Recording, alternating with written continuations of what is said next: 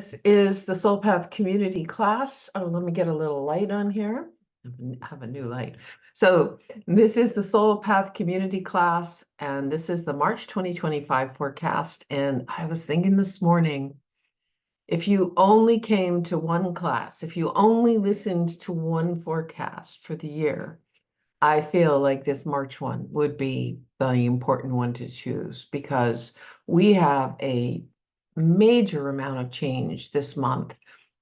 It truly is a month that's leading us into the next levels of change that are coming about over this year and next year. So this is the month to become attuned with the energies.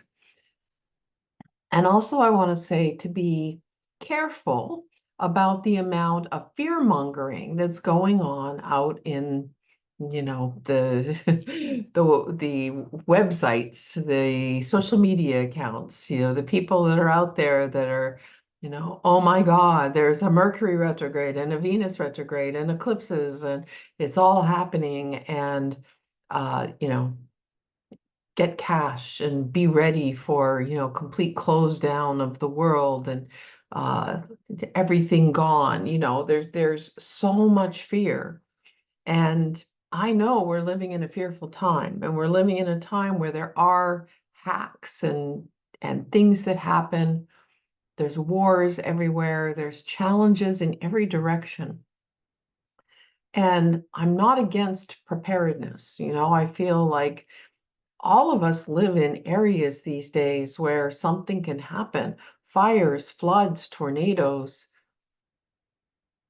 tech meltdowns. Yes, I would say that at this time in history, we've moved into a period where these things can happen in major ways and in unexpected ways. Like, for instance, we used to have a pretty clear idea where there would be tornadoes, and now there's tornadoes in different areas, or hurricanes that are going like more inland than they used to go. So I get it that these things can happen, but I also, as always, want to stress the fact that there is a positive, powerful response to every one of these astrological events that are occurring. And it's our job to put our energies into those outcomes, because you can think about astrological energy as a ball of energy that you're holding. And you can either be fearful about what will happen with that ball of energy, let's say right now, an abundance of Pisces, and you can be fearful about tragic loss and more diseases and water damage and losing your mind, basically. You can be fearful about all of that, and then the fear puts that energy into those areas, and you're much more likely to have that ultimate response of what you're afraid of, right? Fear is magnetic. Or we can think about what we could possibly build with that energy and focus in our own personal life, the place where we have control, and we can focus on what we could possibly build, where we could launch something. We're talking a lot right now about Pisces and Aries energy, so we can look at the Pisces and the creative, imaginal ideas that we have, what suits us on a soul level. And then we can look at the Aries and say, yeah, I'm going to start. I'm going to make it happen. I'm going to take a risk. I'm going to jump for it and start to move the energy in that direction and build something. And basically what that does is it leaves less energy to be over here on the side of loss. It doesn't guarantee there's no losses. There's nothing in life, in my mind, that you can do to guarantee no losses, no struggles, no stresses. It is the nature of this human life that we are tested and we are evolving. But we can put ourselves into as powerful a soul level place as possible by being very careful to limit the amount of fear mongering that we digest, and continually think about our personal power, who we are as a soul.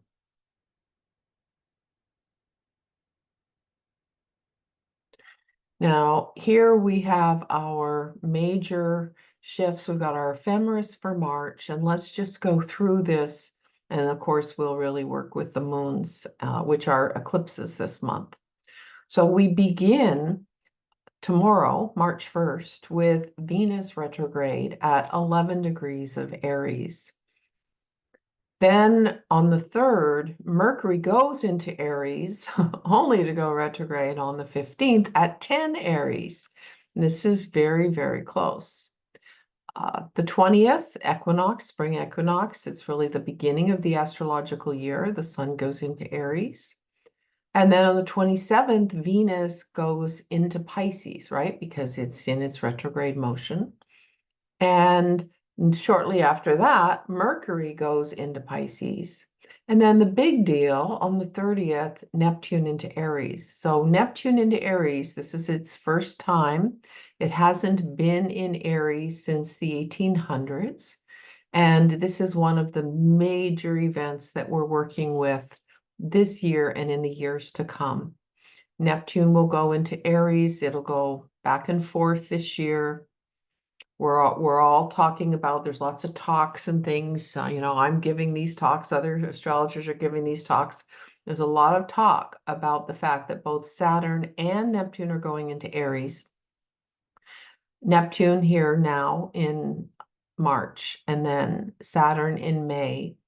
And even though they don't join exactly at 1 degree of Aries until February 20th, 2026, they are traveling together virtually this whole year. It's a little bit out of sign, like right now, or the end of the month when Neptune goes first into Aries. But a lot of the year, they're very close together. They're within 1 to 3 degrees, sometimes both in Aries, sometimes both in Pisces, and again, sometimes a little bit off from that, one in Pisces, one in Aries. So even though you might be thinking ahead and thinking, oh, this cycle is launching in February of 2026, that's the official launch. But I see over and over again that the official exact conjunction date of a planetary cycle, we can look back in history and we can track that and say, oh, okay, that's when that thing started. And it was a cycle that was 20 years or 35 years or however long the cycle is. At the same time, we'll see that things were happening ahead of time. A really good example of this is the Civil War. The Civil War started a year before Neptune went into Aries. So Neptune was still in Pisces, but basically the writing was on the wall. The ideas, the Neptunian ideas, Neptune in Pisces of care and compassion for people that led people to start to think that slavery was wrong, that fight for that started before Neptune went into Aries. And then, really significantly the first years of any planetary movement, we get the most intense experiences. So we're in that place right now where we're in the final year, basically, of both Neptune and Saturn being in Pisces, moving to Aries, back and forth. It's really a bridge time.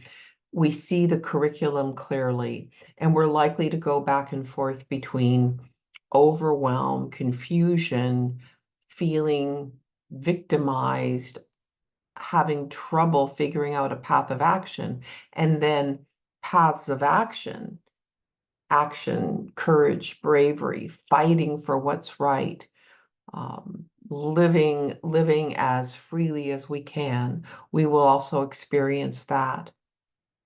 Now, in the midst of all of this, we have the 14th lunar eclipse at 24 Virgo. So that means the moon's at Virgo, the sun's in Pisces. And I know many of you here are, have a lot of Pisces and Virgo in your charts. And then the 29th, right before Neptune goes into Aries, we have a solar eclipse at 9 degrees of Aries.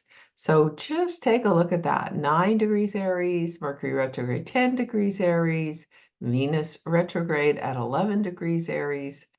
That is also an area of the chart that I know we have a good number of people here who have that, including me with my sun at 11 degrees and 12 minutes of Aries.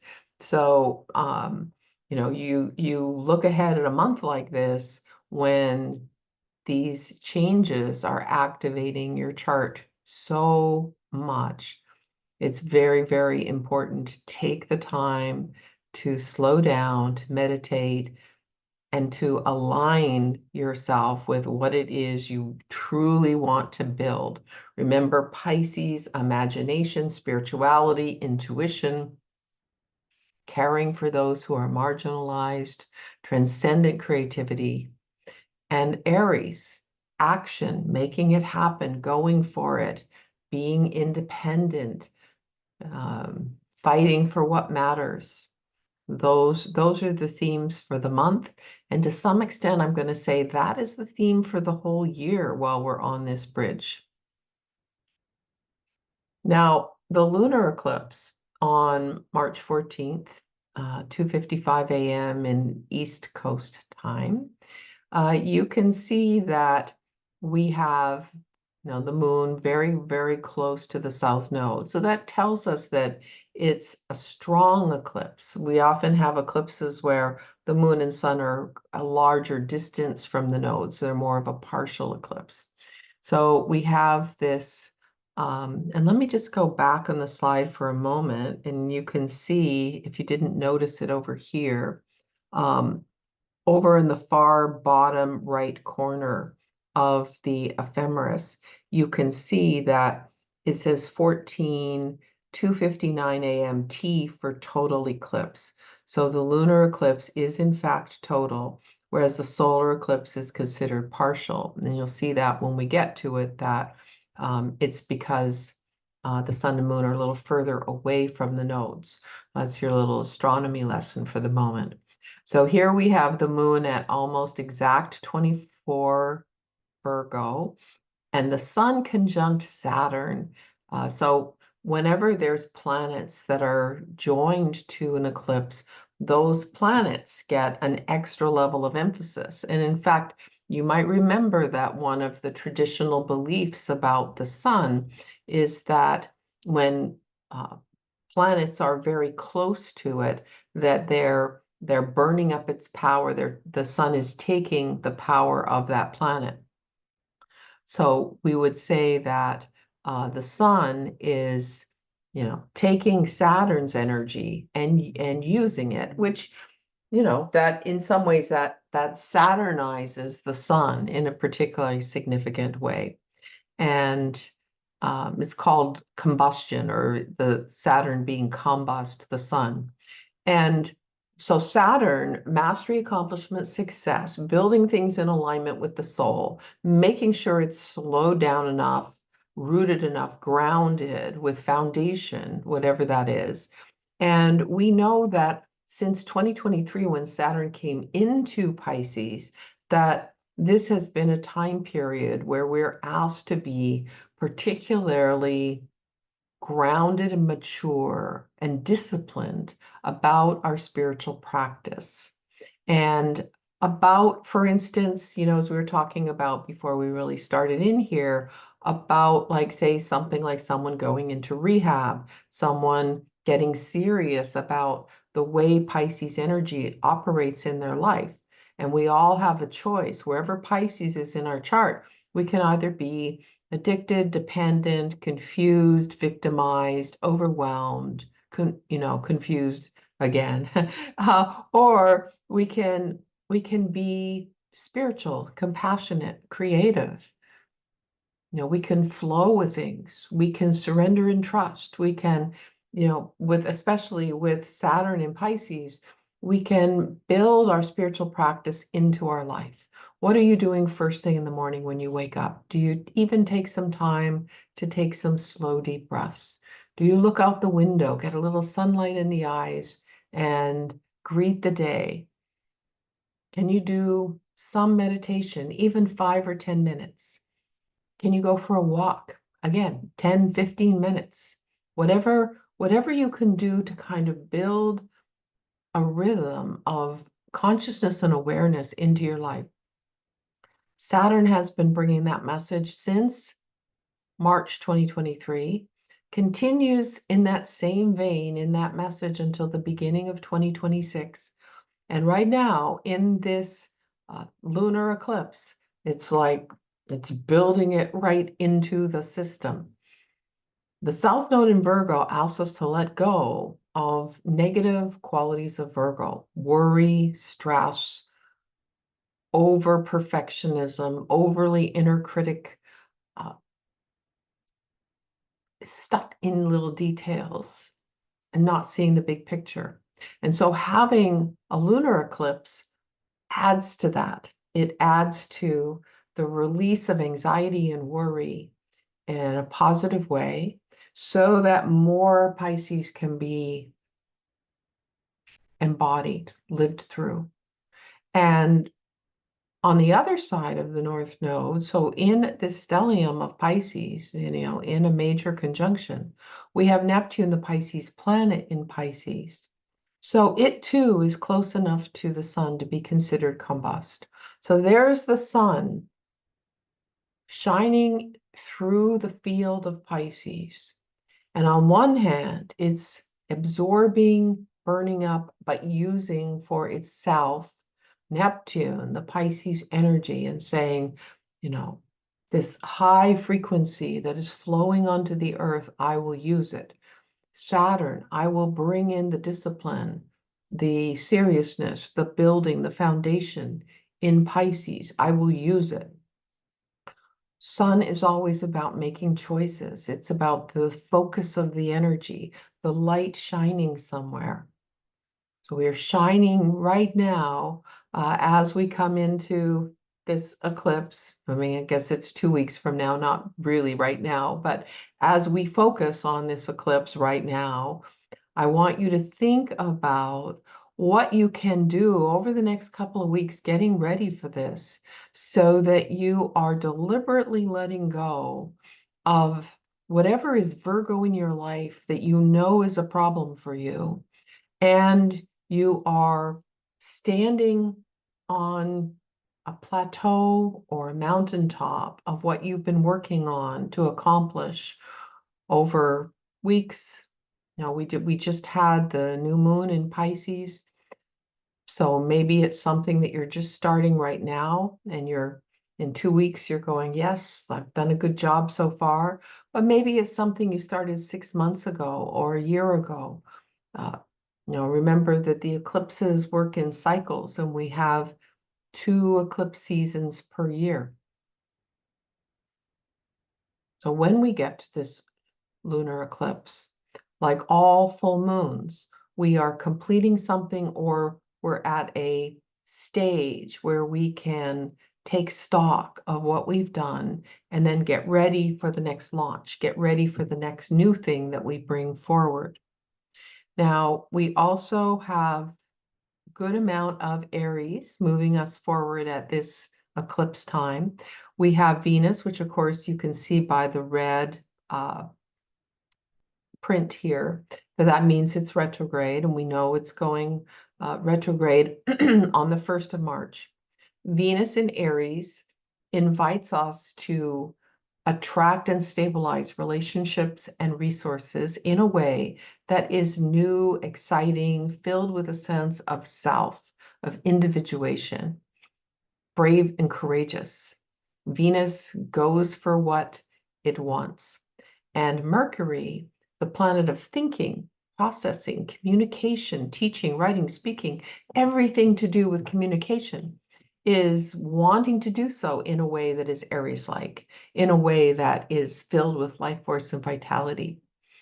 And then, of course, right next to it, we have Chiron. So Chiron, the cometish asteroid, whatever it is, I'm not even sure if they figured it out yet, but It is a body that is about the wounded healer archetype, okay? And wherever it is, it's telling you your ideas of being limited in this area are not exactly accurate. You actually have the ability to teach and heal from this perspective. Now, that's your Chiron in your natal chart. It's important to know where it is because the older you get, the more you're able to embody that sign's traits and use them to help other people. But as it's traveling through a sign, it's bringing that energy forward in your own life. So Chiron transiting through Aries for the years that it's been is helping each one of us find courage that we don't know we have and going for what we want. So Aries, the Nike slogan is definitely the Aries slogan, just do it. So just do it, go for it, make it happen. So we have the creativity and the soul-centered ideas of Pisces, and then we've got a good amount of Aries already. Even before Neptune and Saturn get to Aries, we're already experiencing the relationships, the thoughts, the things that we can do to put ourselves out in the world in a way that is in alignment with our courageous spirit. Now you can see that in this eclipse, we have a very strong connected trine sextile. So the sextile to the north node is Uranus in Taurus. Uranus, the Aquarian planet, is about radical change, awakening, radical shifts, and in Taurus has been telling us since 2018 that we need to wake up to the situation on our planet, as well as for our own security, our own physical bodies, our basic health, our financial resources. So here we have the potential for new ideas. One of the things that's been going on as long as Uranus has been in Taurus is cryptocurrency has been a big thing. There's all this energy afoot to change the way money operates in our world. And then there is a trine from Uranus to the south node, where we're letting go of details and worries. If this is an important place in your chart, 24 degrees of Taurus, be aware that there's potential here for brand new ideas and to change radically in ways that you didn't know you could. You didn't imagine that you could have that kind of change. Now we see over here, we have Jupiter at 13 degrees of Gemini. Jupiter represents truth and meaning, expansion, international principles. And in Gemini is asking us to open our minds, learn more, and just become more open-minded and educated. Jupiter takes us to learning of things that truly matter, spiritual things, philosophies. The details come through with Gemini. And we're almost finished, honestly, this year-long period. Jupiter spends a year in a sign, and it's already been in Gemini since last June, I believe, early June. It doesn't move into Cancer till the end of June, but once it moves into Cancer, then we have a whole new curriculum in terms of what we're learning about. We're learning more about the heart and nurturing, home and family, intuitive principles. Cancer is a very strongly psychic sign. But right now, it's all about making sense of the world and the philosophies of the world by learning more and synthesizing the information. So wherever that is falling in your chart, and you might notice when we're thinking about the Venus retrograde and the Mercury, all the changes that are going on in this month that are around 9, 10, and 11 degrees of Aries, that Jupiter is in a sextile to those changes. And that will be helpful in terms of learning what you need to learn to make the new starts that you are invited to make. We also have Mars, the Aries planet, in the sign of Cancer. Now, we know that it has been in a retrograde phase. It just went forward. And we've been in this review that started at 6 or 7 degrees or so of Leo, went all the way back to 17 degrees of Cancer, and is still just barely making its way by the time we get to the eclipse mid-month. Pay attention to what Mars is doing in your chart, because it tells you a lot about all of this Aries energy that's changing this month. And the Mars is the will and desire part of us that makes things happen and actually launches things. So it is in a trine, as you can see, with the planets in Pisces.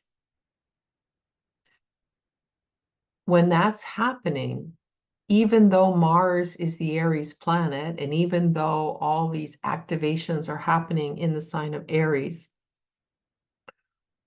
this is not just a time to selfishly go for what, I personally want, me, me, me, me, me. It is very much integrating Pisces principles of compassion and spirituality because of that trine. Those energies of this lunar eclipse are flowing into the Mars. Pluto, of course, hanging out over here all by itself. You can see that there's no aspect lines from Pluto, right? I'm trying to think. Yeah, I mean, out of sign, the Neptune would be considered a sextile to the Pluto. But yeah, it's pretty much an unaspected planet. And an unaspected planet will operate on its own in ways that surprise us. Now, we already know this is happening because we know that the sign of Aquarius is about surprises. It's about radical shocks and changes and things that are upset, things that are turbulent. No, like a merry-go-round. No, not a merry-go-round. What is that thing? Um, um, oh, my mind is going here. Let's just say a ride at the carnival that's shaking, going back and forth, up and down. I'm not even sure exactly in this moment what it's called, but I mean, even like a roller coaster, can just like you don't know what's going to happen, and it's, you're going up a hill and then suddenly you crash back down again. Pluto in Aquarius feels a little bit like that to me right now. And we are all having to learn to live in this period of uncertainty and radical change, and keep ourselves grounded, keep ourselves loving, light, spiritual, but also focused on what we came here to do individually and collectively.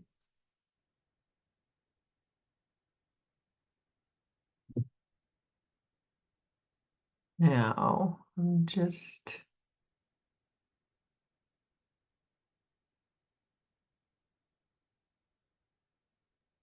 hmm. I wanted to check the chats before I go on.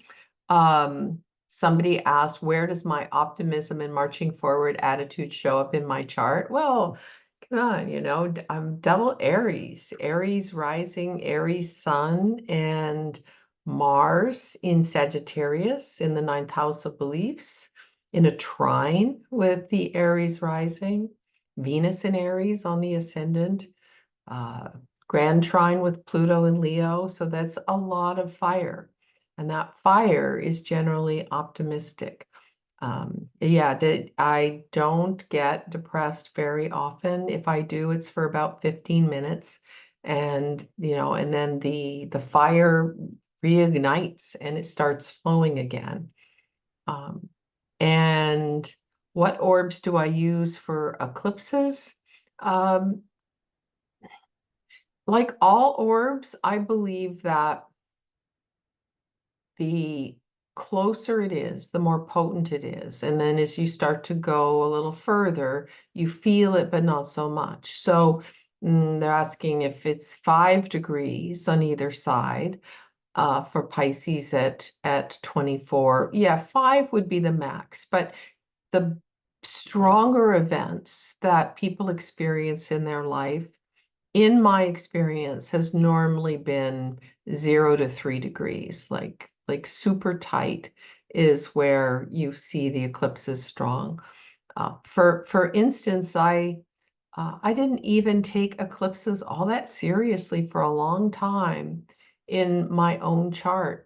And I remember an astrologer who specializes in eclipses saying, well, if you're not taking eclipses seriously, you must not have had any that directly impacted you. Because if you have an eclipse that impacts you, you know that something major happened.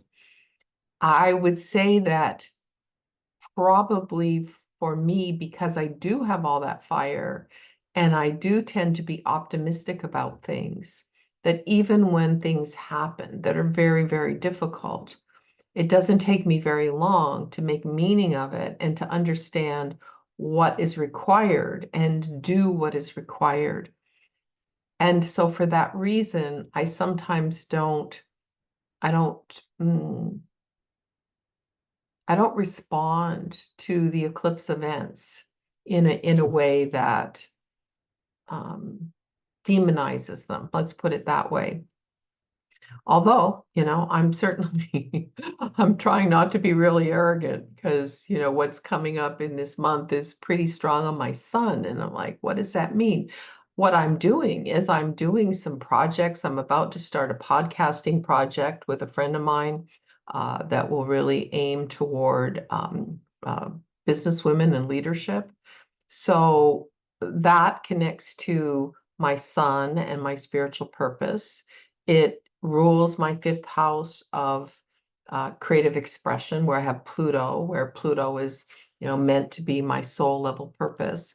So as much as I'm able to, I'm paying attention to the projects and the starts. And, I think, I'm building the Evolutionary Astrology program for Kepler College.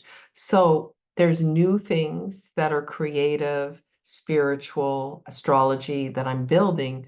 To me, that goes back to what I was talking about earlier about siphoning the energy that is available into the project that you can see to do. So there's less energy available for a big problem.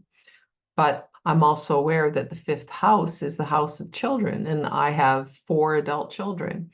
So wondering if something intense will happen with one of my children is part of the thought process about the eclipses. And why intense, I'm thinking something really amazing and wonderful could happen, but I'm also thinking that something challenging could happen. And I'm looking at how do I get ready for that? Go through what's going on with each adult child and what do they need from me to be supported during this time. So that's just kind of a practical example of how I would work with eclipses in my own life. Now we come to the solar eclipse, which is at the very end of March, March 29th, 6:58 a.m. Eastern. And we see it is right at 9 degrees even in Aries. Chiron still in Aries, Mercury in its last bit of Aries, getting ready at that point to backtrack into the sign of Pisces. And we still have both Neptune and Saturn conjunct the North Node, and Venus in its retrograde phase, also in Pisces, conjunct the North Node. So remember, solar eclipses are new starts. And so here to get ready for the solar eclipse, I would suggest that either early in the morning at that time, you wake up and you meditate about what it is you're wishing to launch. Maybe if you don't want to wake up early in the morning, you could do that at night before you go to bed, so that you're kind of wishing that manifesting energy into your dream state. Uh, but basically, all this Pisces energy is still part of the North Node complex.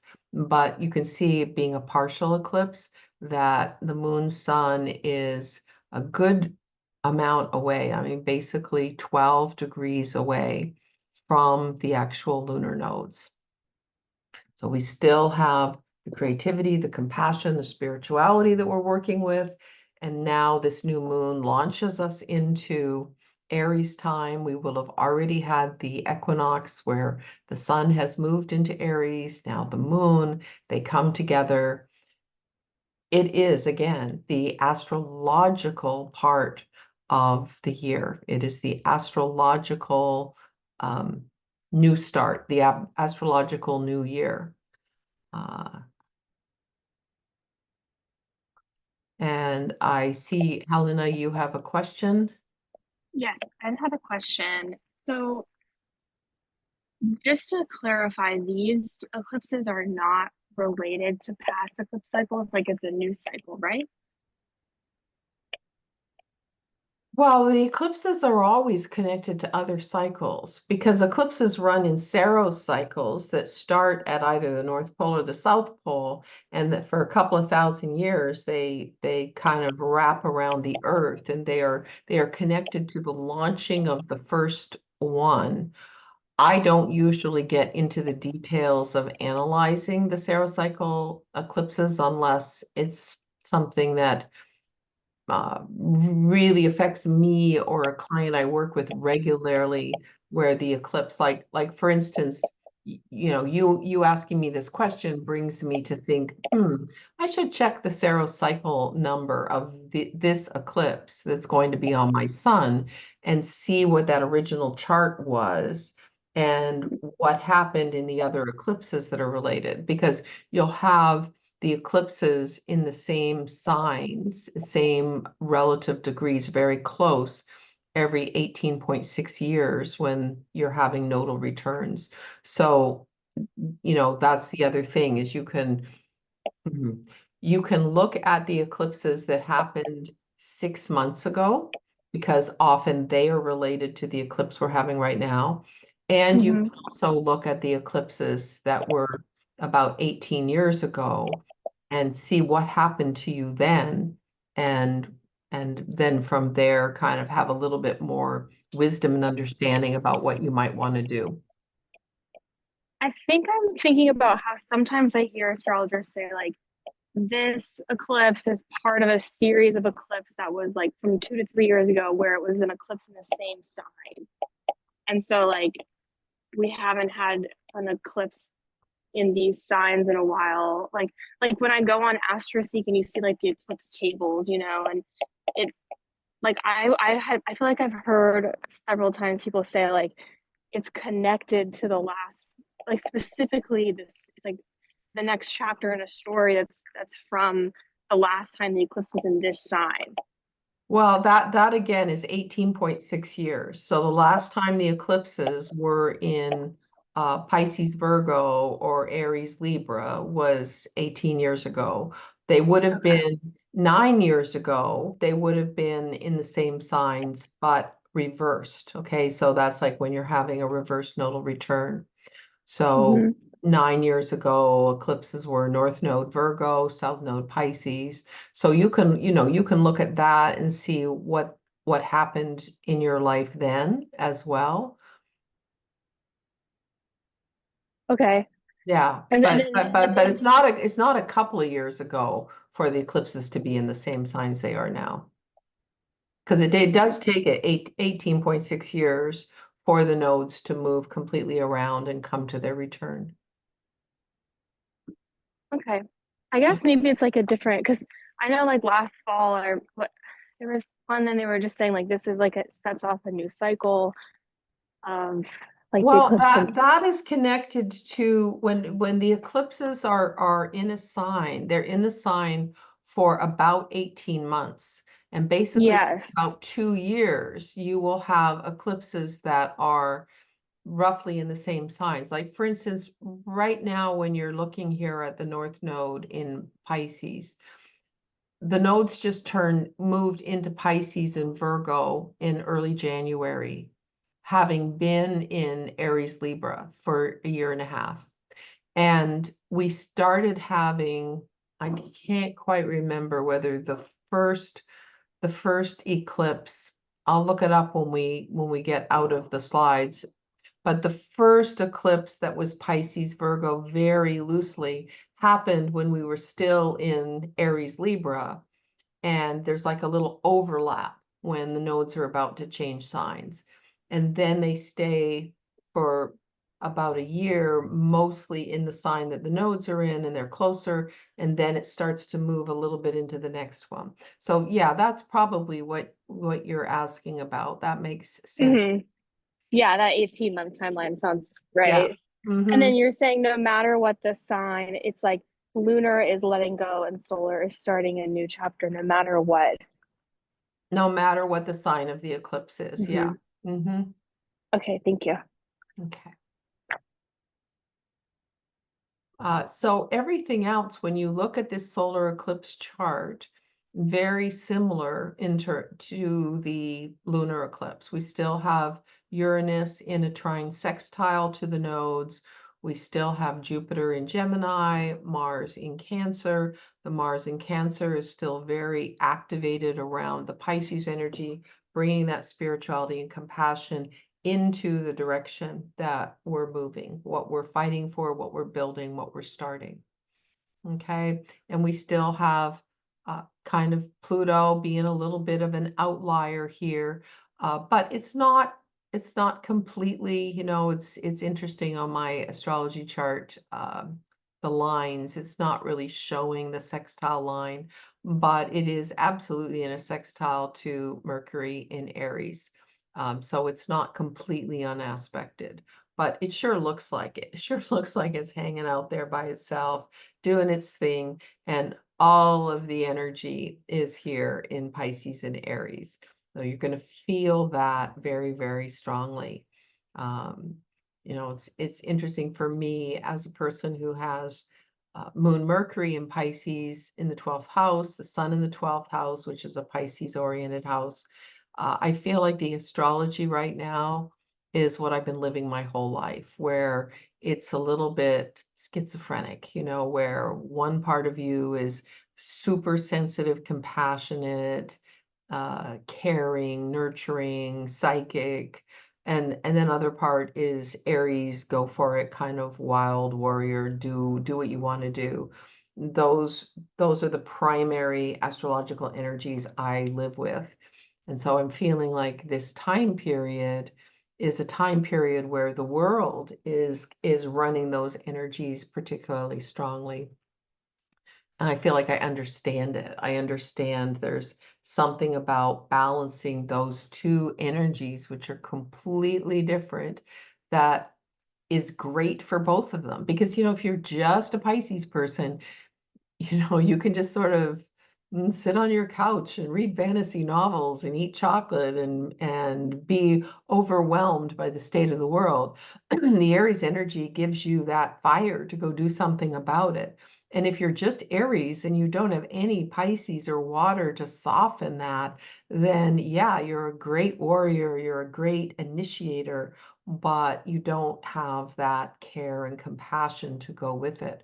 So this is a great blending of energy. It's in the sky for everybody to use in your best way possible to be in your life with consciousness, surrender and trust, and also action. So with that, we'll move to the final slide. I haven't taken on any new talks. I finished the Connecticut talk. It was really great that some of you were able to be there. And getting kind of excited about going to Turkey to talk to them at their conference. And I don't know that we've got any other questions. Mariah pointed out that September 17th, the lunar eclipse was 26 Pisces. That makes sense. So basically, the eclipses in Pisces Virgo, they start out because the nodes move backwards, they start out at the higher numbers and then they move themselves down to the lower numbers of Pisces and Virgo before it's going to move on to Aquarius and Leo.